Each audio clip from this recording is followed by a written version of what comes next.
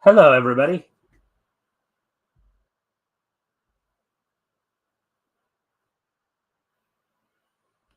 All right, that sounds all right. All right. So first off, a little business here. So I know some of you might have wondered why I didn't have a show yesterday. For those of you who were here Monday, I've been sick the last few days, so I've been trying to rest up and get it out of my system. I got it out of my system enough now to where I think I can get through a show. But on Monday, I was. Those of you who were there saw I was dragging. I was like mugging along. I was just so tired that almost felt like I wanted to drop dead. But anyways, excuse me for one moment as I just take care of something here.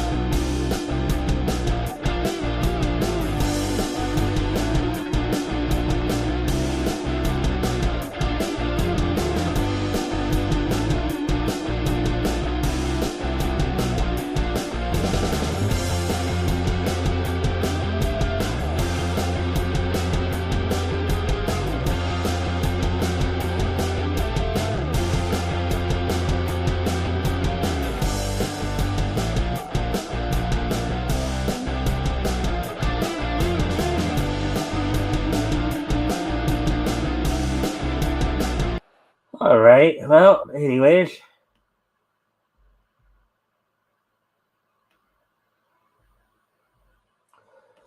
All right. So yeah. So basically, I did try to get a lot of rest. That's part of the reason why I canceled last night's show.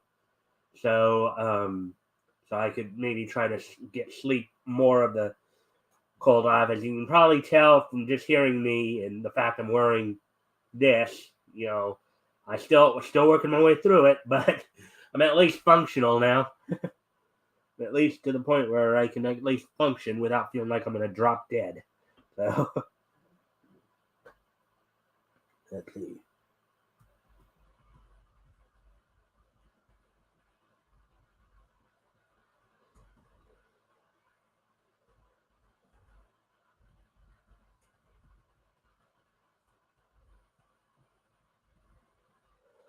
All right, so with all that out of the way, of course, so here's what's on tap for tonight. So we're gonna probably be going over, I think it's like four or five articles from mounting into comics, plus a wrestling roundup, and this day in each history. So at least in terms of what we're going to be looking at here, Um, so some more localization issues as the ADR script writer for "Don't Toy with Me, Miss Nagatoro," Second Attack, defends their uses of memes and in series localization. Um, there's that one. Let's see. There's a new comic book called Discord coming out. We'll look at that from author C.S. Johnson. Let's see. What else did we find here that grabbed our attention? Let's see.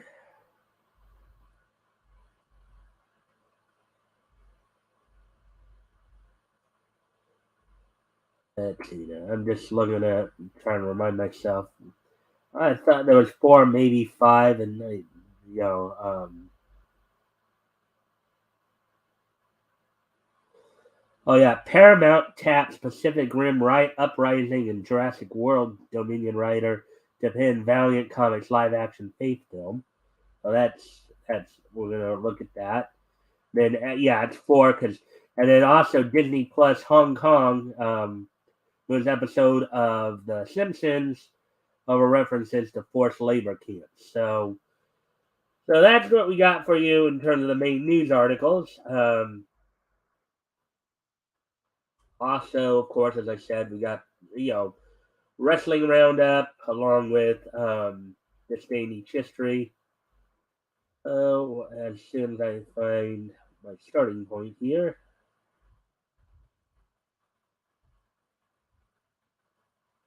All right, there we go.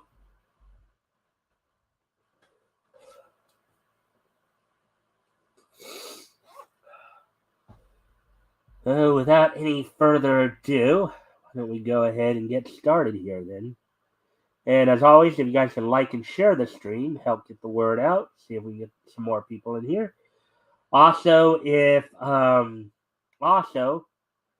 you anything grabs your attention or you have any questions, feel free to comment or ask questions. I'll try to answer them the best of my ability.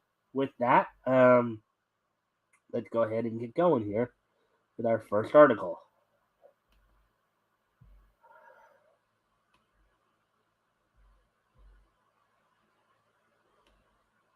All right, so there we go.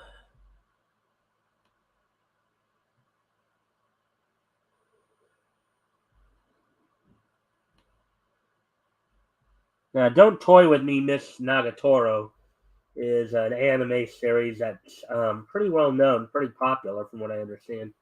I haven't actually written it yet, or watched it yet, but I'm looking forward to it. So, anyways, Don't Toy With Me, Miss Nagatoro, Second Attack, ADR scriptwriter, defends their use of memes in series localization. Quote, I am a storyteller, not a robot. Article by Nerdigans Inc., published February 16th, which was last Thursday. So let's see what's going on here. Outside of the terminally online, most anime fans who choose to watch a given series with subtitles simply desire to watch the show with a translation accurate to the creator's original intentions. Yes, and we've heard, and this has been an issue with a lot of localizations, going from translators to script writers to all the like. We've been covering a lot of these type of stories. However, more and more quote unquote professional translators are feeling the need to put their own spins on a given script rather than providing fans with a proper localization. A la Katrina, whatever her last name is.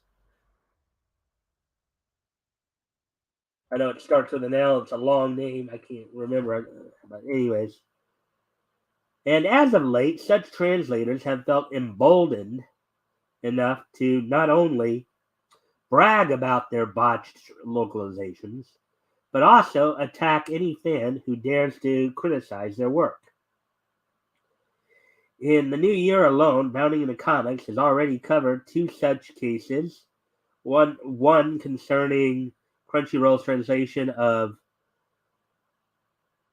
Onimai, I'm Now Your Sister, and the other, High Dive's take on My Life as Inukai San's dog. And we covered that article, if you guys remember, about a week or so ago.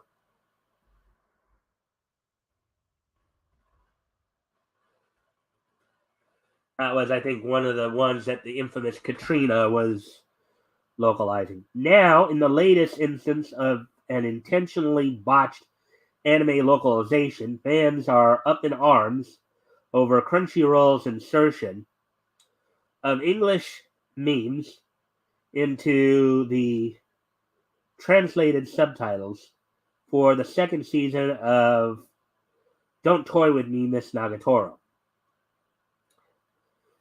Now, mind you, this animes are based in Japan, so why would you put English memes in there? They make no real sense because Japan and America are two totally different cultures. It's almost like some form of cultural appropriation, almost. The suspicious translation in question appears in the second season's seventh episode. Quote in smaller quotes. I figured that's how you'd ski, senpai. During the scene where Nagatoro is teasing her quote unquote senpai, Naoto Hachioji, um, decision to switch from wearing glasses to contacts. An adaptation of the same scene from chapter 73 of the manga in Nanashi's original work, Nagatoro taunts her senpai by asking, quote, are you trying to change your image? Gonna give up the four-eyed look and try going for a hot guy vibe? Oh boy.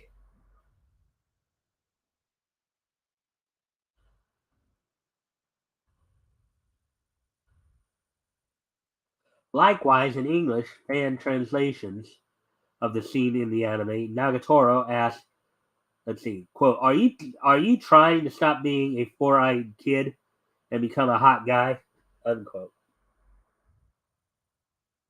However, in the Crunchyroll's localization, the iconic brown tsundere embarrassingly questions, quote, are you trying to stop being a four-eyed dork and become a Giga Chad? Again, in Japanese culture, that would make absolutely no sense. None at all.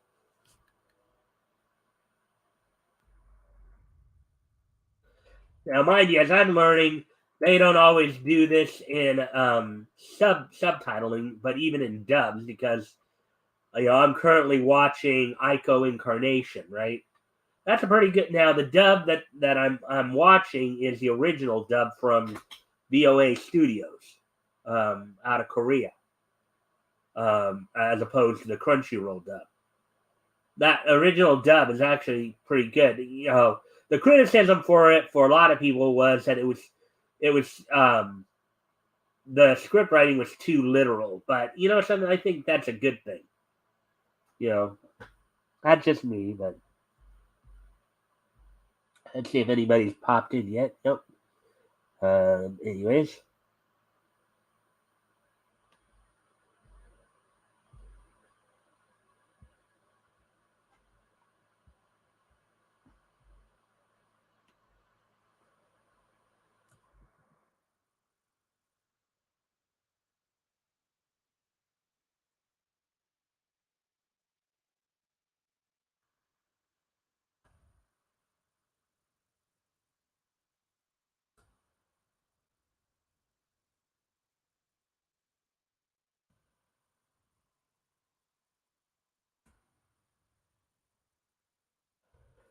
Anyways, back to the article here.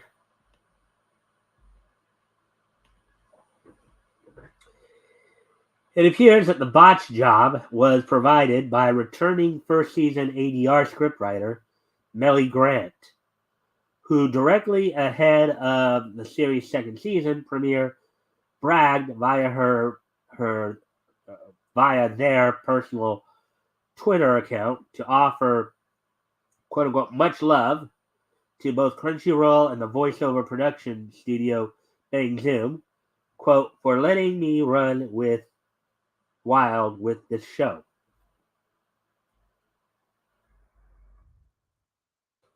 I still can't believe that Bang Zoom would allow this, considering Johnny Young Bosch is, I think, one of the main guys there. I don't think Johnny Young Bosch would allow this.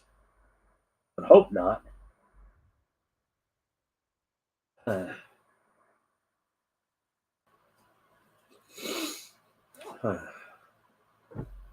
Of course, fans were far from happy about finding that yet another series had been botched by Western meme speak, with many taking to social media to express their frustrations. On February 12th, Twitter user at political awake decried, quote, the problem when localizers insert meme culture into their translations is that they end up making the work dated, which is egregious when it wasn't in the Japanese script. That's a good point. Because if you think about it,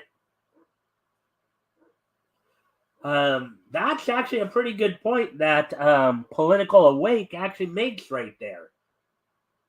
Yeah, if you insert the meme speak of today, 5 years from now, it's not going to make much sense. Because it'll be dated, Whereas the original script, we wouldn't have that problem, but, these people don't always think about that, I guess. Let's see, what else can we find? Oh, excuse me a moment, folks. I do have to go take care of something. I kind of forgot about something here that I should probably take care of here. I'll be right back. But before I go, I will put some music on.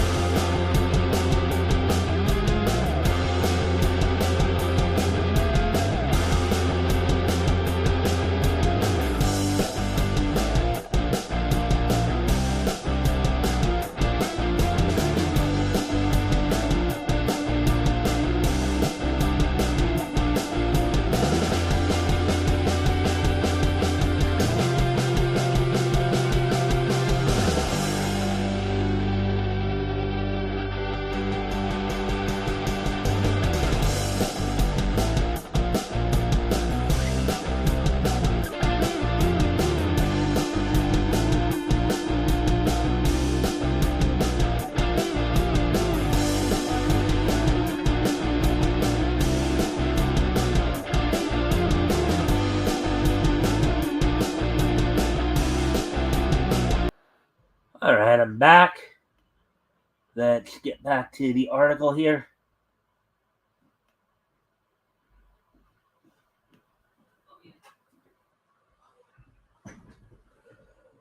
All right, let's see. Where were we? Oh, yeah, here we go.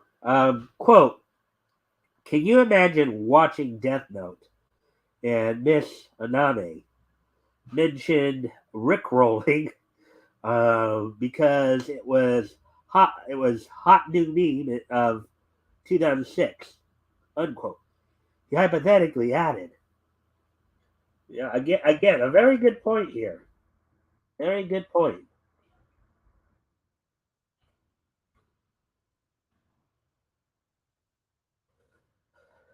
This tweet would soon be found by Grant, who responded to at Political Awake by claiming, quote, it used to be, in swallow quotes, these English writers are taking too many liberties. Just stick to the translation, unquote. And now it's, quote, oh no, the translators have betrayed us too. Completely exposing the self-aggrandizing and condescending mindsets held by many modern translators. Grant would then assert, quote, when I write, my goal is to honor the spirit of the sea. Yeah, that's what a lot of translators say. That's what a lot of translators say, but their actions speak louder than words. Oh boy. And make the dialogue pop. I am a storyteller, not a robot.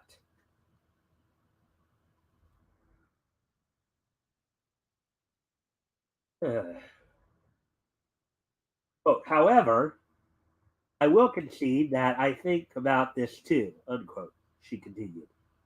Quote, when I write, I want to make sure it's timeless and that a bit makes sense, even if a topical joke loses relevance.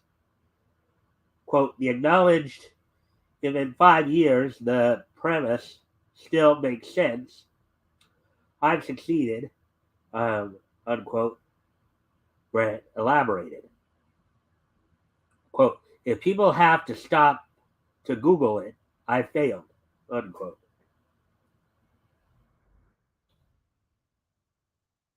I'm going to go off camera here for another moment here. I will be right back. Just got to take care of something here.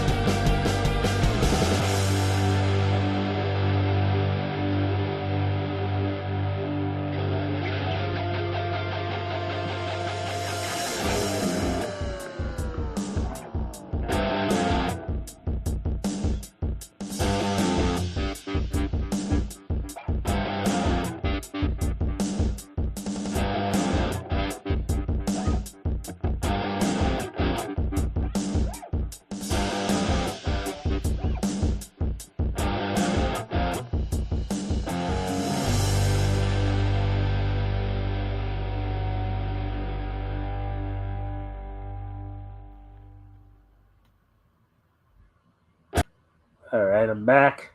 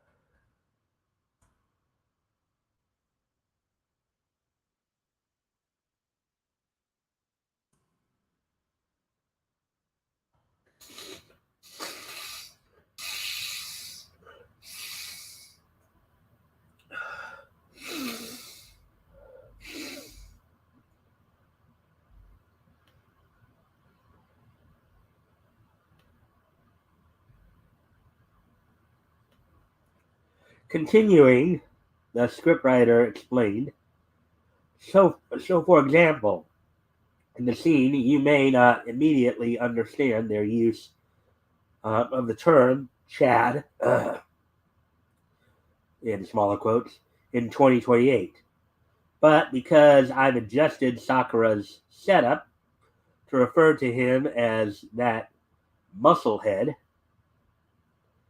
from the other day, you should have no problem following the rest. Quote, thanks for attending my talk, unquote, she included.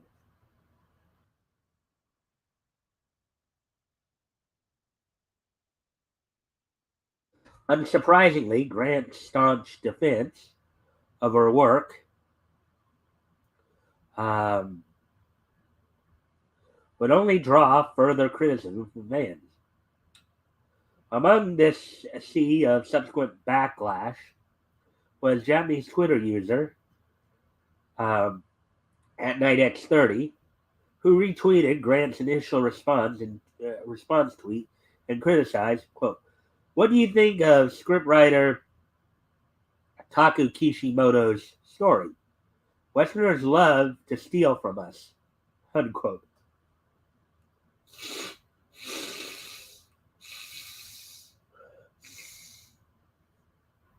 Ouch.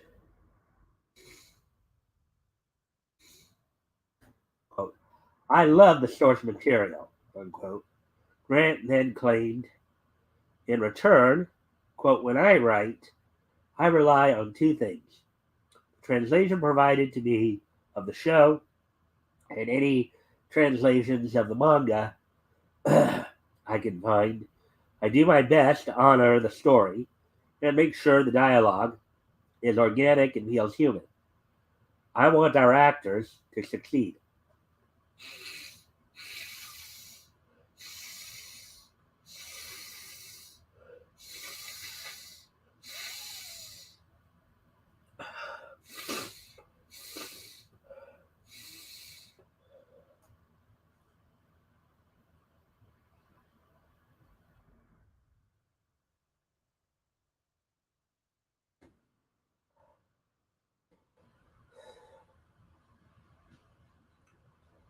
I think if you take a direct translation and read it in English, the grammar and syntax alone cause issues that need solving, unquote.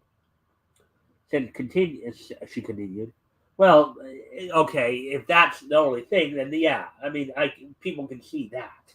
But, quote, additionally, we say different things in different numbers of words.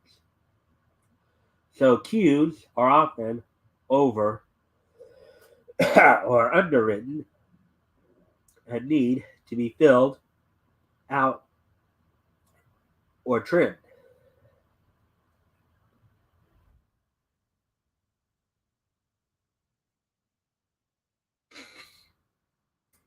Probably the most, uh, quote, probably the most contentious thing we do, and this comes in frequently with comedy, in order for a joke to land or a moment to have the same effect impact that was probably present in the Japanese script, unquote. She would conclude her response, ultimately admitting that, quote, we do sometimes need to rework the dialogue from the ground up, unquote. But once again, rather than quelling the outrage, Grant's continued explanations.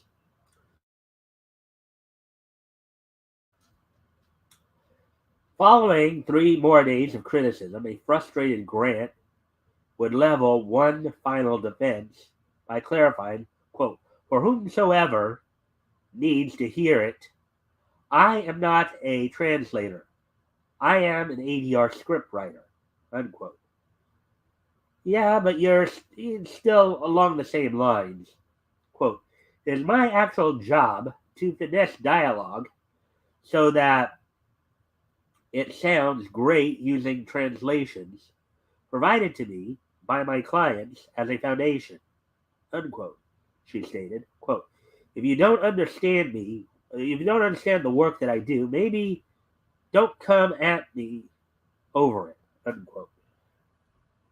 Well, the thing is, too, an ADR scriptwriter, meaning that she actually writes a script for the dubs. It's not as much the translations for the, but, it's still along the same pattern, though. So, anyways, done with that.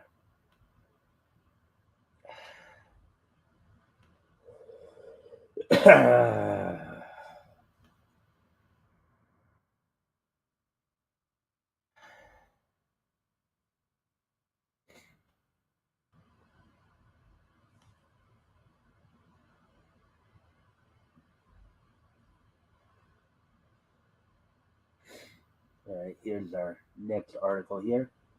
And I'm going to step away one more time here. I'll be right back. There's some more music to be played.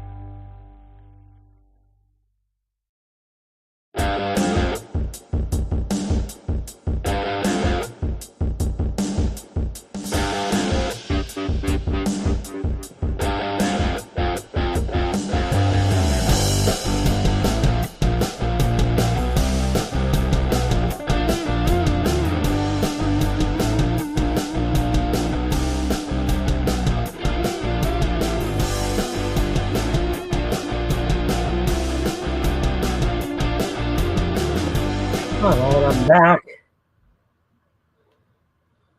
Anyways,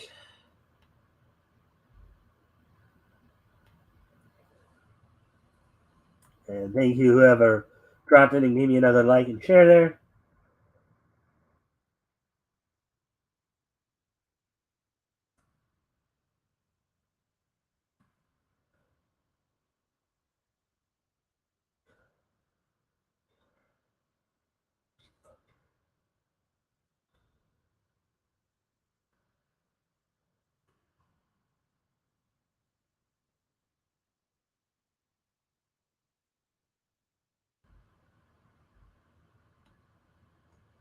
All right. So, anyways, on to this next article here.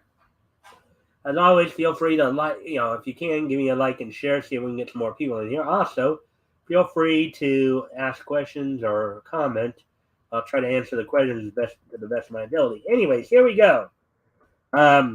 Discord is a new superhero who brings, quote, levitas and gravitas, unquote, to crime-ridden Atlanta.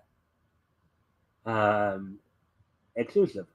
Article by Paul Hare, published on last Friday. So here we go. Discord is a brand new superhero from author C.S. Johnson, and as she gears up to start crowdfunding for the first issue of the series, she provided Bounty into Comics with an exclusive first look at it, as well as the inside information on the character and the Kickstarter campaign.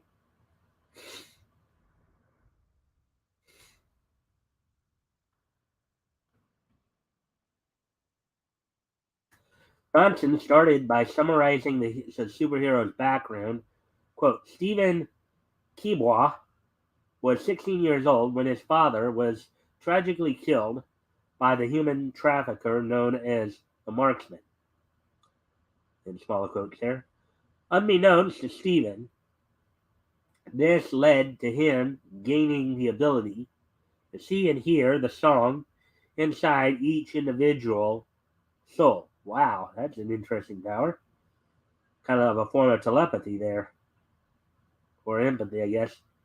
Um, but when he does discover his newfound power, he sets out to find his father's killer, disguised as Atlanta's very own superhero, Discord. End quote there. And the Georgia setting was quite intentional. Quote, facing down human traffickers, dealing with various political tensions, and living in a variety of crosshairs is, is all very centric to Atlanta.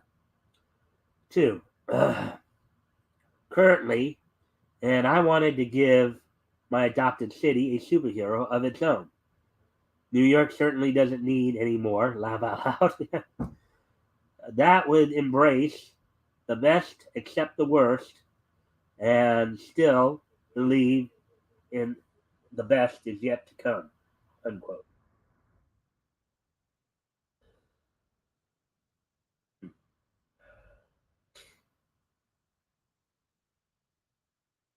Thematically, quote, Discord number one is a celebration of family, fathers and sons, and a reminder of the sacrifice that comes with duty, love, and justice, unquote, she explained. So here's a woman who's actually praising men, at least trying to show the positive side of men. This sounds like a very interesting comic for people to read here. I kind of get the Furious Styles, Trey Styles feel here from Boys in the Hood. Discord number one.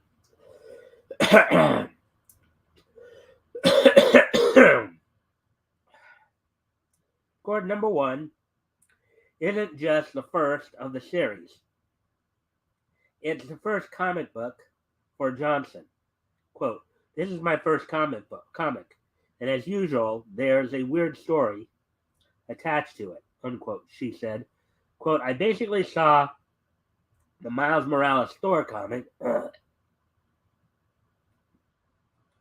and said, quote, I'm the whitest white girl around, and I could do a better job. Oh, oh. SJWs aren't going to like that, hearing that.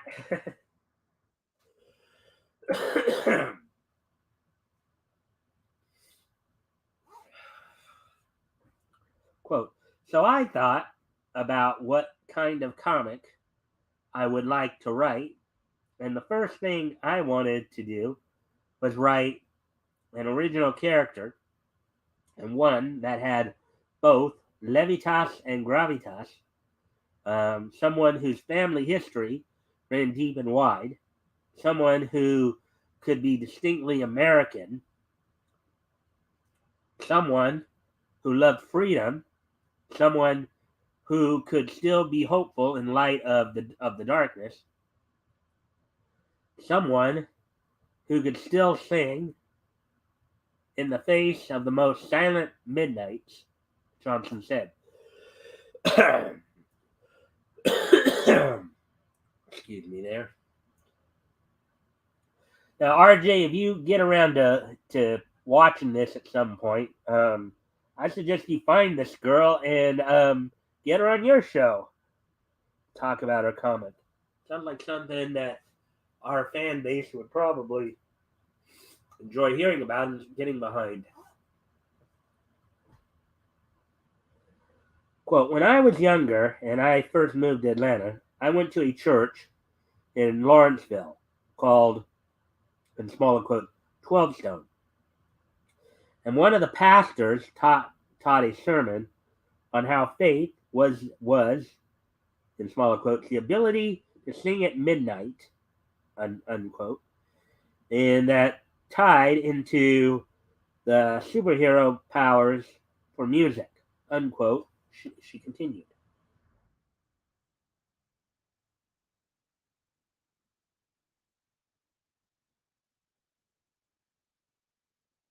Quote, as a Christian, I believe in God, and God has a creator. Um, God as a creator is the one who, in smaller quotes, speak, acts, or sings, in smaller quote, all in smaller quotes, um, reality into existence. The Hebrew translations are really interesting. So the idea of music as a conduit for memory, time, love, and power is all very much built into the story, unquote, she added.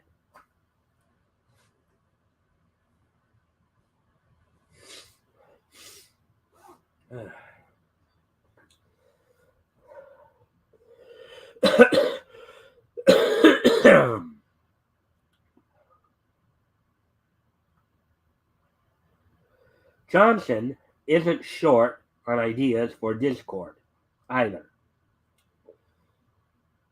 And readers who want something more than a one and done tale will be glad to hear that the first comic doesn't have to mean the end. Quote, I'm already drafting the second issue, unquote, she said, and I anticipate a 5 to 7 issue run, unquote, of the series, unquote.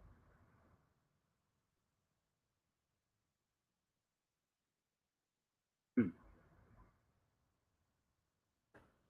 If anybody's commenting on anything right now, I guess not.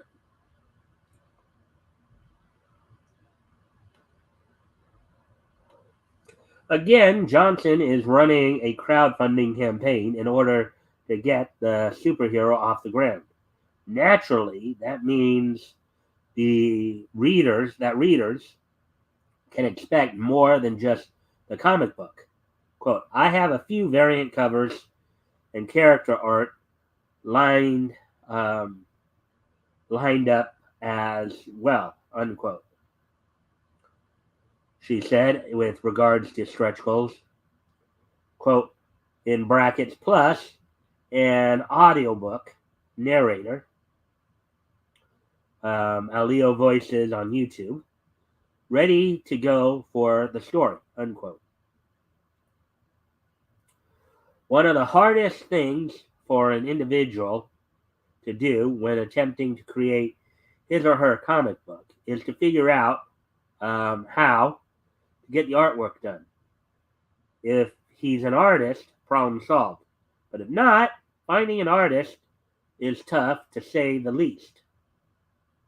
But Johnson found Light Comic Studio, and it looks like it turned out well so far.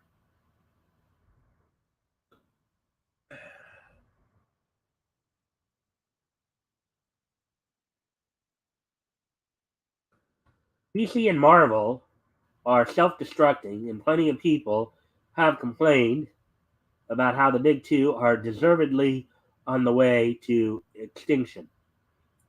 But for those readers who are still interested in comic books and want an original creation in a good story, C.S. Johnson's Discord on Kickstarter is definitely something worth checking out.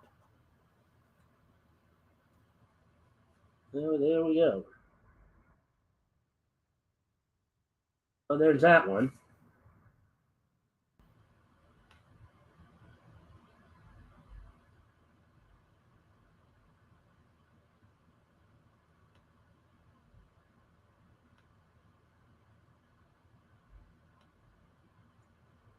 Yeah, and then there's the next one we were going to look at here.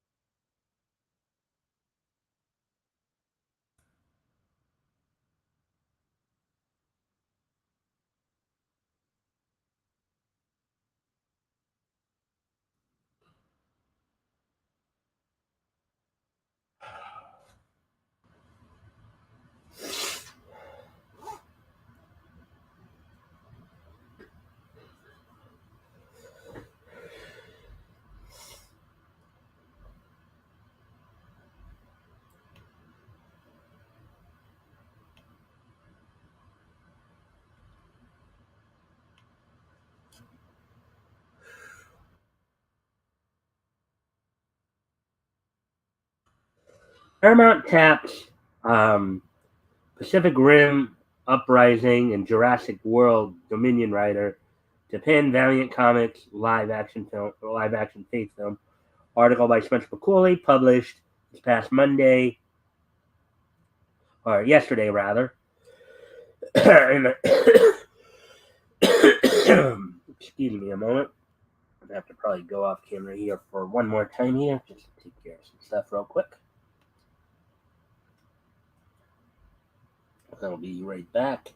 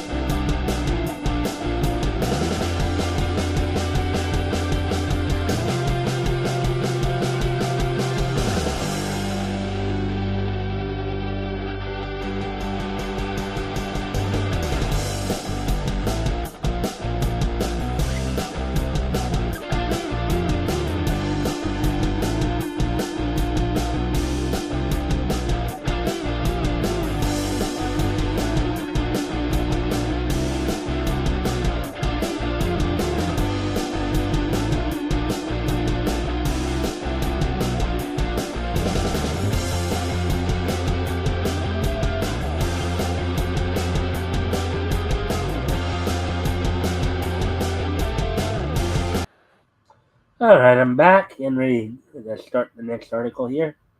Um, Anyways, here we go. So I read the headline of this. So at a time when internet in superhero films, at a time when interest in superhero films is beginning to wane, Paramount is looking to Valiant Comics to swoop in and save the day. As the studio has finally moved to hire a writer for their upcoming adaptation of the comic book publisher's most forcefully marketed heroine, Faith Herbert.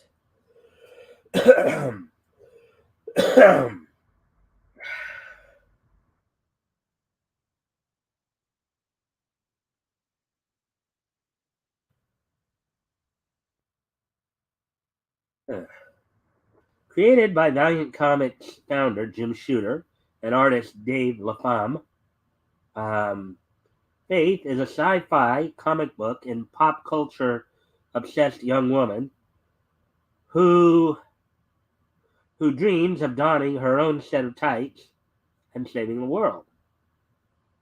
Luckily for her, after a letter she wrote to the Harbinger Foundation sharing her suspicions that she may be a superhuman, catches the attention of the powerful psychic Peter Stanchek. Faith discovers that his presence was somehow able to unlock her own personal ability to fly.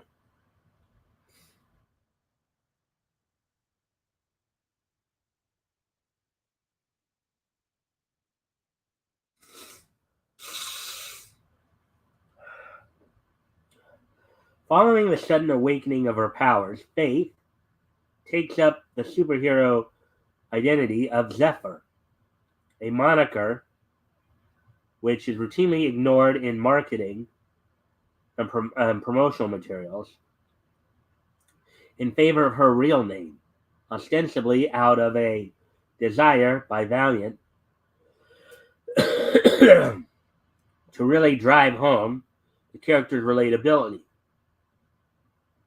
and joins up with Pete's team of teenage Harbinger renegades in their fight to take down the Harbinger Foundation, a multinational conglomerate who seeks to weaponize and control the Valiant Universe's superpowered population. Interesting costume designs there.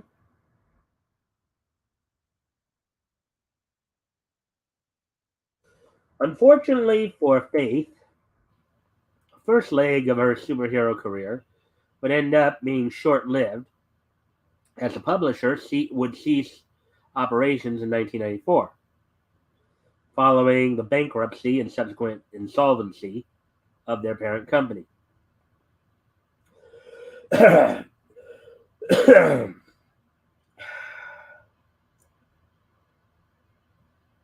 Video game developer Acclaim Entertainment, whose library includes such licensed Valiant outings as Shadow Man, the Turok series, and Iron Man and Exo Manowar in heavy metal.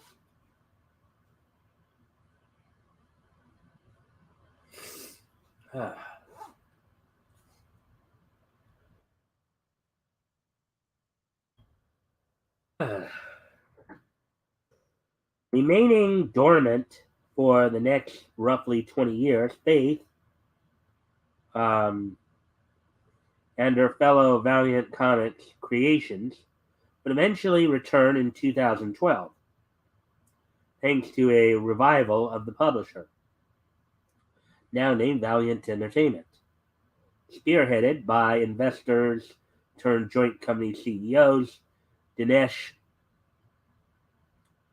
Shamdasani and Jasor Kothari.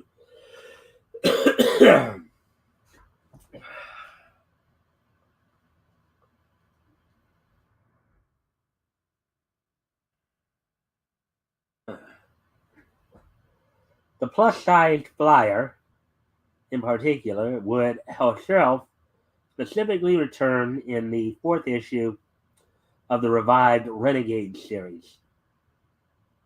Her origin nearly identical to her initial incarnation, albeit her choice of communication medium updated from pen and paper to the internet.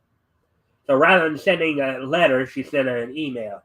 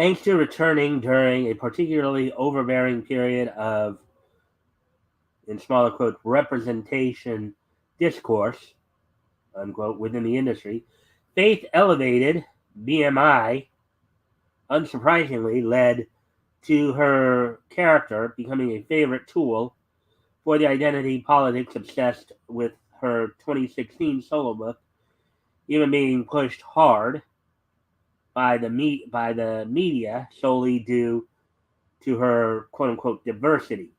One smaller quote. Quote, Faith proves that you can that not only can a woman carry her own superhero comic, she doesn't have to have an idealized body type to do so, unquote. Explained said book's writer, Jody Hauser, to mic.com.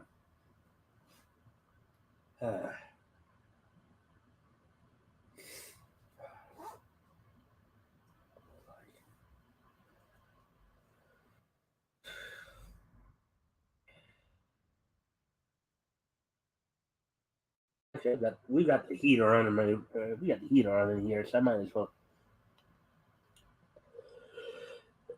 I'm actually gonna step away once more. I'll be right back.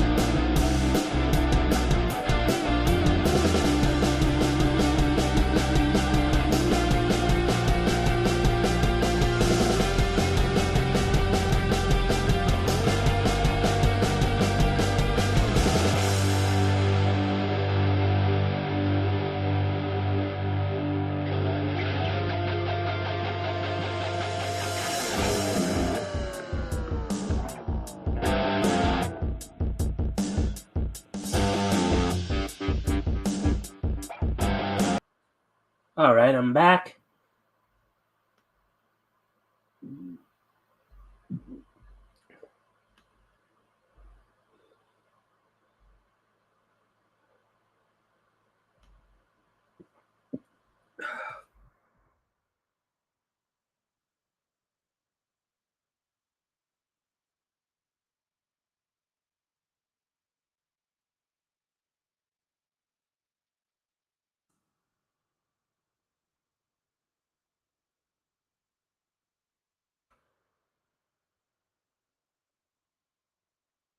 All right, anyways, getting back to the article here. Let's see, where were we?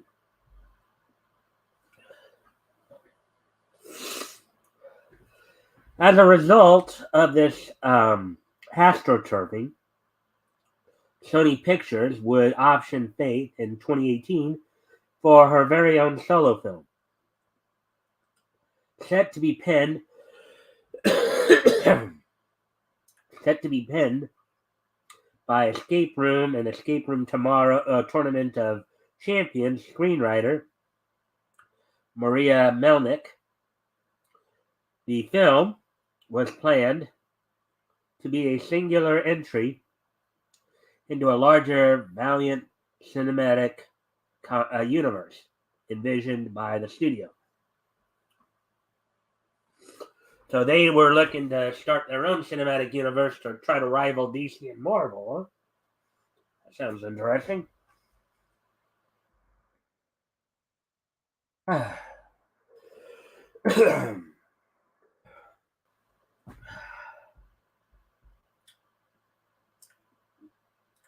However, these plans would eventually fall through. Just just the next year, Sony Pictures sold the development rights to a cinematic version of the Valiant universe to Paramount Pictures. From there, progress on the endeavor would practically cease until a year ago, February 2022, at which time the IP's new owner announced the Maze Runner franchise director Wes Bell was attached to helm a Harbinger film scripted by Chang-Chi and the Legend of the Ten Rings co-writer Andrew Lanham.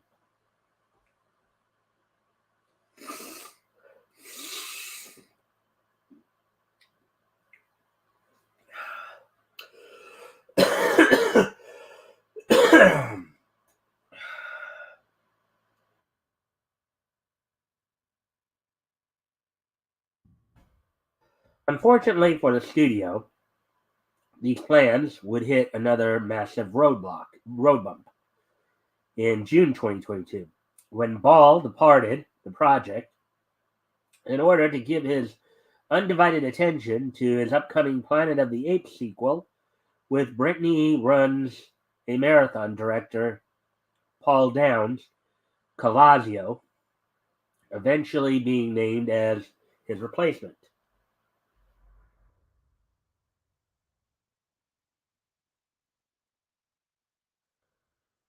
Following a further 8 months of radio silence on the VCU's development, February 9th would see Paramount, so about a week ago, I guess, or a little over a week ago, maybe a couple weeks. Let's see. Today's the 22nd, so that'd be just under 2 weeks ago, 13 days.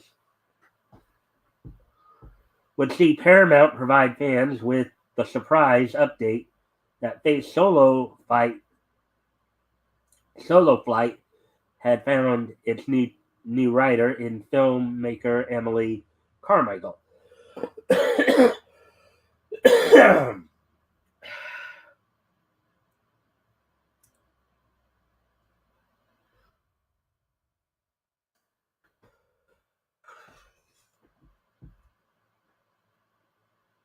First making a name for herself with the pixel animated web series The Adventures of Leto and Ix, Carmichael's career has since taken a turn to Hollywood scriptwriting with two most prominent credits currently being Pacific Rim Uprising and Jurassic World Dominion, as well as the latter's related film Battle at Big Rock.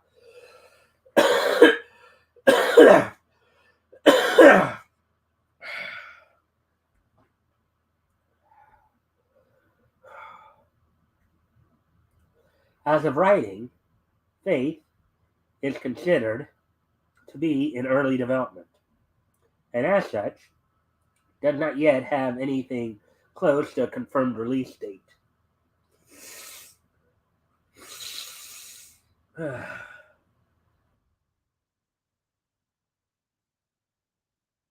All right, so that's that one. I am really working hard tonight, aren't I? Really trying to push my way through all this. Right, so we got one more article to get through here as soon as I can find it. Let's see. There we go.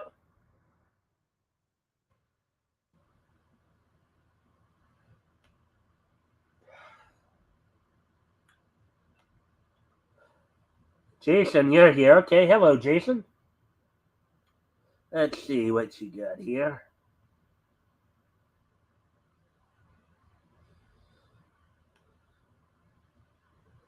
What's your favorite Rammstein Stern Von Allen? I have no idea what that is. What's your favorite bad dub? Well, I don't really think there are any bad dubs, but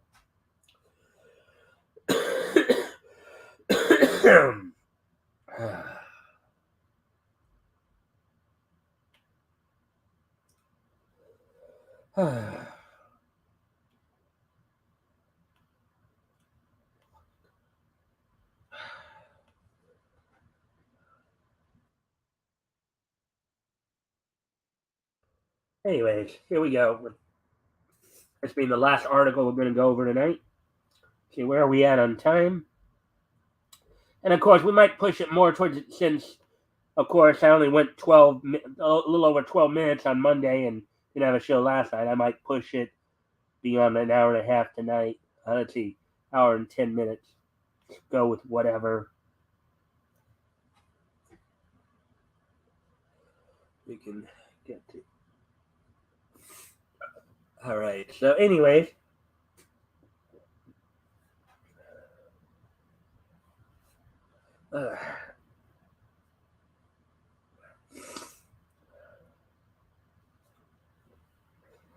Disney Plus Hong Kong removes episode of The Simpsons over references to, quote, forced labor camps, unquote, in China. Article by Josh Berger, published yesterday. Thanks to a joke referencing forced labor camps in China, forced labor camps, quote unquote, in China,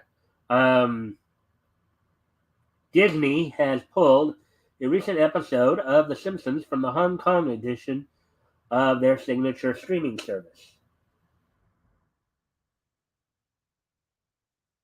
Originally aired in October of 2022, the second episode of the show's 34th season, quote unquote, One Angry Lisa, sees Homer purchasing a stationary bike for Marge. Seeking to get the most out of her new exercise equipment, Marge soon takes up a virtual fitness class with a professional trainer named Jesse.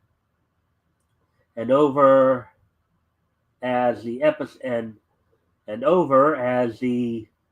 episode goes on, the two grow ever more close.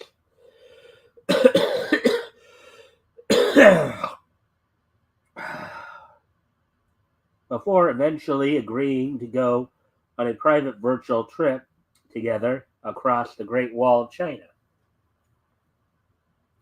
Oh boy. It's not a good thing, is it?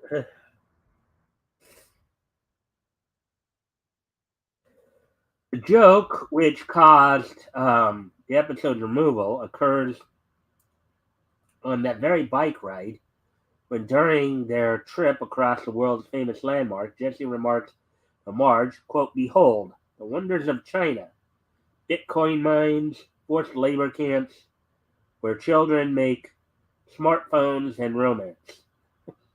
Oh boy, yeah, that can be a touchy subject there. Despite Marge and Jesse's bike ride being the only mention of China in the episode, when even then none of the characters actually physically traveled to the Asian country, this dig led the House of Mouse to deem it necessary to pull the episode from their Hong Kong edition of Disney Plus.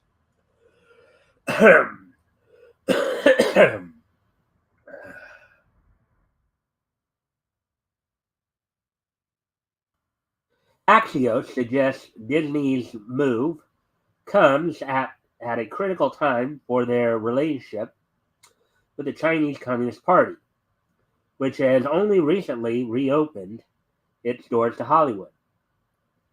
Quote, China is one of the most lucrative film markets in the world outside of the US, and Beijing is beginning to allow Disney films back into its theaters after banning most of its most popular hits during the pandemic.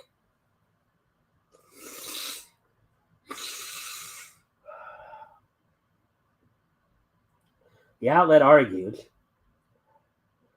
The news outlet also notes that the joke is unfortunately rooted in politics, as U.S. has accused Beijing of genocide against Muslim Uyghurs, particularly in the Asian country's western region of Xinjiang.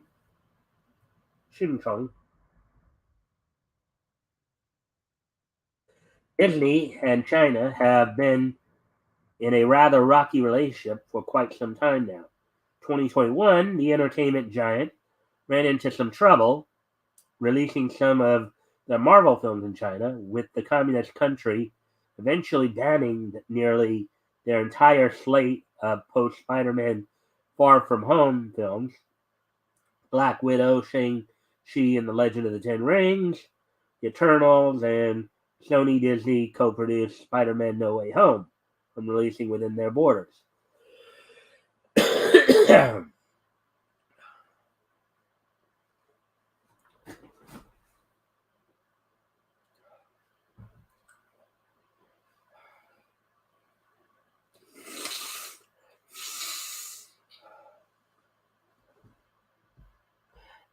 However, Marvel caught a much needed break just last month when it was officially announced that Black Panther Wakanda Forever and Ant-Man and the Wasp Quantumania were granted February release dates.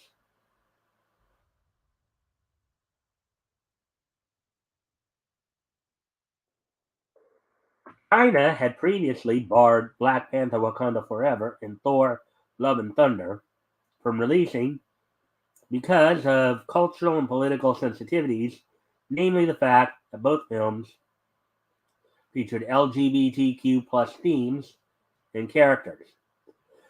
The release of Doctor Strange in the Multiverse of Madness was also a topic of concern for China.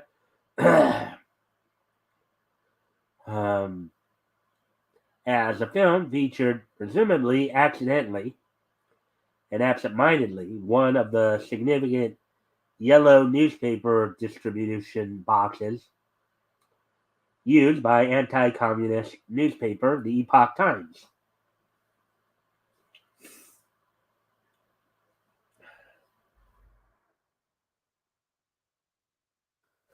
Let's see. More recently, whispers on the ground seem to indicate that in order to avoid any such future lockout, Walt Disney Company and Marvel Studios will be educating their actors and executives to placate communist China and refrain from publicly criticizing its government's actions.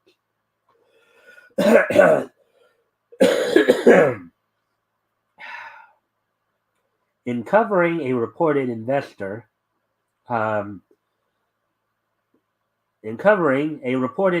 battle between Bob Iger, Ike Perlmutter, and Nelson Peltz, Walt Disney Company's current and former CEOs, and a hedge fund manager seeking a seat on Disney's board, a Walt Disney Company, current and former CEOs respectively, the Hollywood Reporter's Kim Masters and Alex Weprin alleged that in light of their latest releases being granted release dates, Marvel team members, quote, will be well schooled to watch their words, unquote. And before we continue, I do need to go step away from the camera for a moment here. I'll be right back, guys.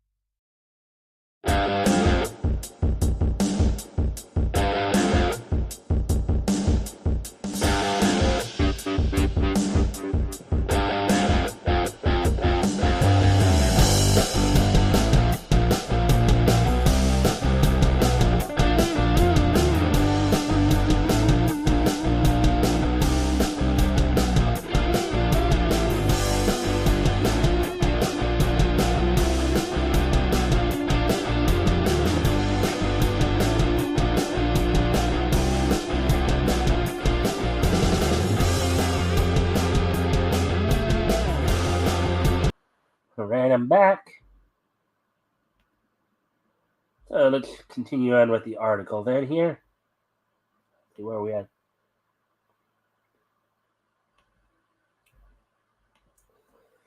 They further noted that this tense situation meant that Chinese villains in future Disney Marvel projects, such as Tony Leung's Wen Wu, arguably the only part of Shang-Chi which garners any amount of constant praise, are quote unquote extremely unlikely.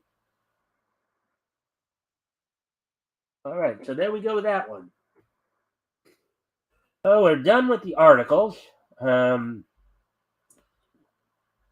now let me get through the so it's some wrestling news here. Of course, the first up, we're going to go over the WrestleMania, or not, but Elimination Chamber results.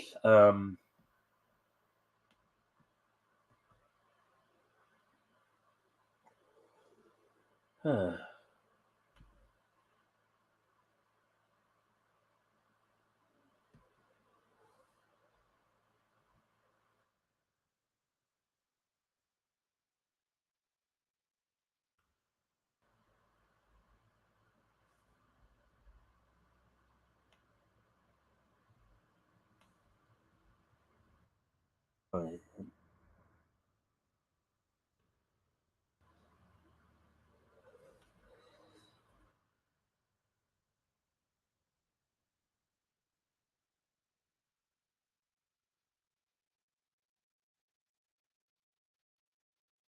All right, let's see.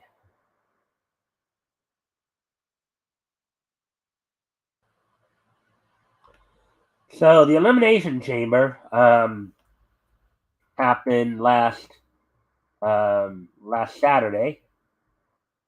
In the opening match, Asuka won the women's number one title contendership elimination match, setting up a match with Raw Women's Champion Bianca Belair at at WrestleMania. Bobby Lashley defeated Brock Lesnar via DQ. And this is somewhat controversial because it's believed that Brock may have gone off script a bit, doing a second F5 to the ref. Beth Phoenix and Edge defeated Finn Balor and Rhea Ripley of Judgment Day. Austin Theory retained his United States heavyweight title in the Elimination Chamber. And the main event saw Roman Reigns retain over Sami Zayn, leaving the door open for Reigns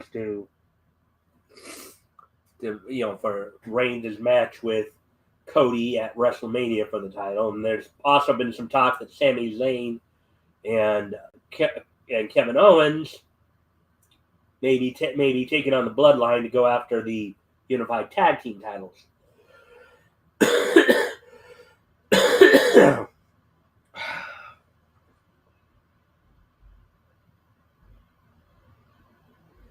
Anyways, with all that now, let me move on to in AEW news. There seems to be some heat going on between AEW owner Tony Khan and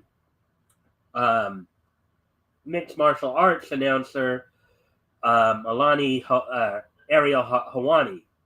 Apparently, Khan had some issues with Helwani being at a WWE event, claiming, "Oh, you're not a real journalist," this and the next thing, and people have been poking fun back at him over it ever since, including those at WWE. Aside from that, let's see, tonight's Dynamite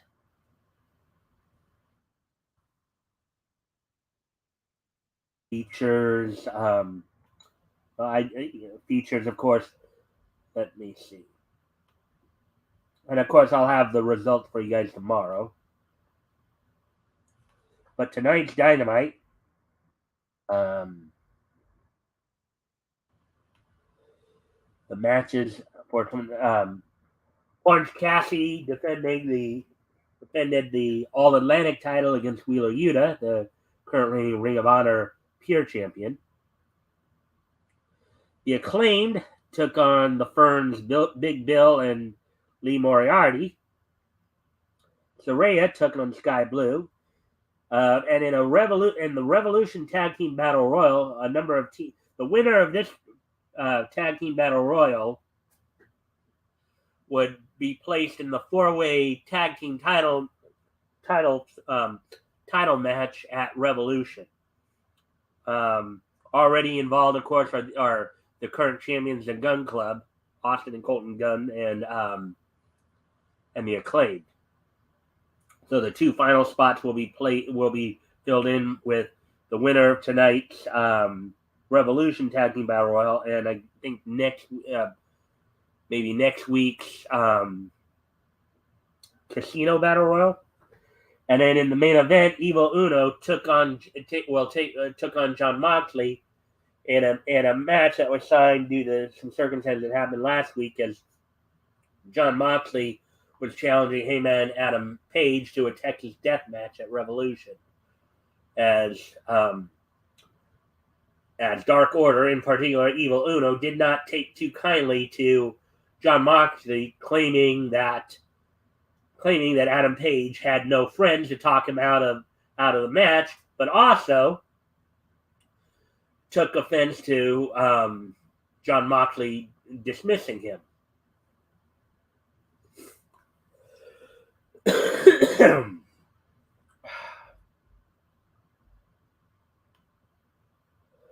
Let's see. So, and then, that I'll probably have the results for you tomorrow on that. Also, in Impact Wrestling news, this Friday, the 24th, is No Surrender, their pay-per-view. Main event will see Josh Alexander defending the Impact World title against Rich Swann. Mickie James defends the Knockout title against Masha Slamovich.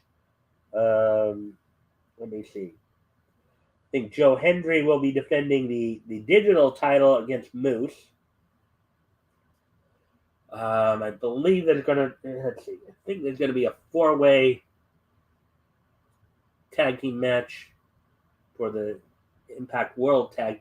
Oh, I do know that the Knockouts tag team title will be on the line as the current champions Death Dolls will defend the titles against former NWA World Women's Champions the Head Calvin Kay and Marty Bell. Well, that's as much as I know of right now. There's also going to be a 4-way number one contenders match between Steve Macklin, Brian Myers, Heath, and PCO. The winner of that match will get the next shot at Josh Alexander, or Rich on whoever wins that title match. So there you go. So we have, have the wrestling news there. So now with that, we'll start to close things out as today is Wednesday, February 22nd, 2023.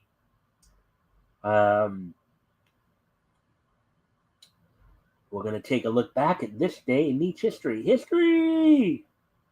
All right, and our first stop, I'm going to actually head back 60 years ago today, as on this date 60 years ago today, back in 1963,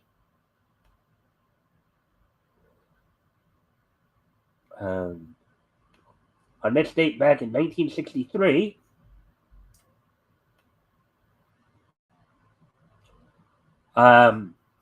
the Flintstones episode, The Blessed Event, premiered on ABC that night, where Pebbles Flintstone was born. So on this date back 60 years ago today, Pebbles Flintstone was born on the episode The Blessed Event. So arguably, you could also argue that today is Pebbles Flintstone's 60th birthday.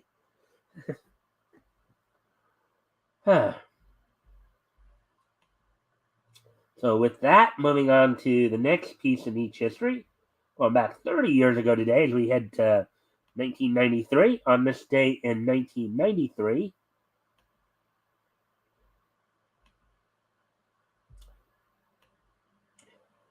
WWE Raw would hold its or WWF would hold its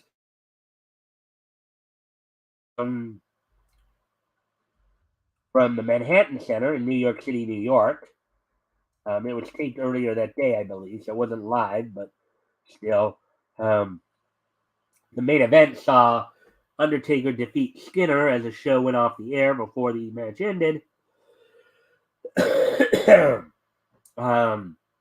Crush defeated Terry Taylor. Tom Gunn and the Nasty Boys defeated Shawn Michaels and Beverly Brothers, and Bam Bam Bigelow defeated Scott Taylor. Anyways.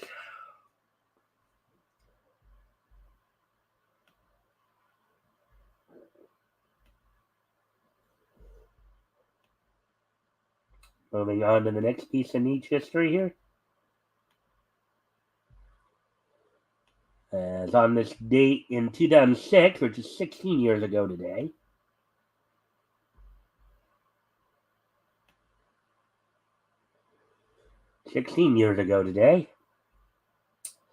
the 650th issue of Batman went on sale on this date back in 2006, 16 years ago today. The article, or the title of the story was It Only Hurts When I Laugh, written by Judd Winnick, penciled by Eric Battle, inked by Rodney Ramos, lettered by Patrick Brousseau, and colored by Alex Sinclair.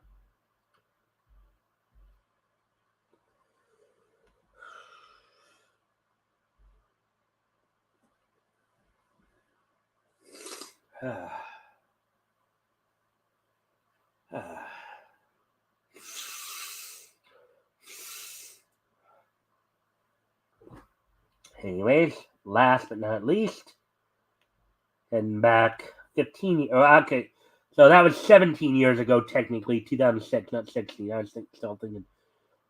It just goes to show you where my head's at. On this day, 15 years ago today, Sunrise Studios OVA, Sunrise Studios OVA Mayatome O S Ifur was released in Japan on this date back in 2008. So on this date in 2008,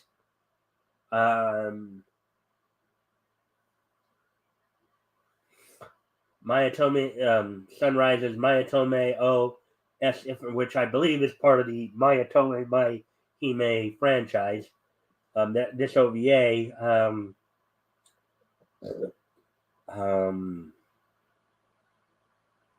was released on this date 15 years ago. So I thank everybody for being here. And I'm hoping as I get a little more rest over the next couple of days that I'll be better. Hope everybody, I know seeing me wipe my nose a whole bunch probably wasn't the most graceful, but I tried. Don't forget, of course, Friday, Terry will be, Mighty Geek Studios will be my guest co-host. We'll be starting our coverage of